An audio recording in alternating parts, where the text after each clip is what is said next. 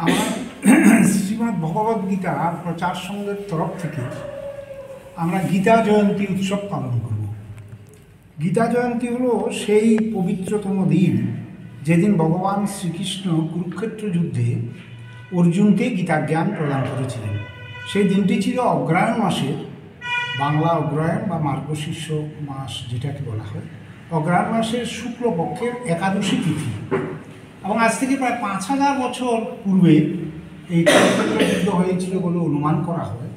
এবং কোনো দিন তারিখ তো নেই, কিন্তু তিথি এবং ক্ষণ অনুযায়ী সেটা হলো একাদশী তিথিতে ওই অগ্রহায়ণ মাসের শুক্লা একাদশীতে এই সেটাতেই আপনার এই গীতা জ্ঞান প্রদান করেছিলেন। সেদিনেই কুরুক্ষেত্র যুদ্ধের শুরু হয়েছিল।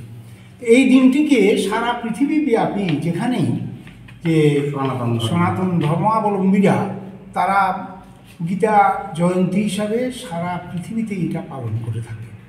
তো আমাদেরও এখানে একটা শ্রীমদ্ ভগবদ্গীতা প্রচার সংঘ বলে আমাদের একটা সংগঠন আছে, যেটা রেজিস্টার্ড সংগঠন।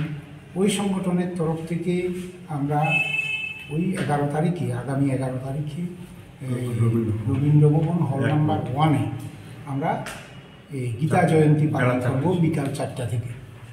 তো বিকাল 4টা থেকে আমাদের 3 ঘন্টার প্রোগ্রাম।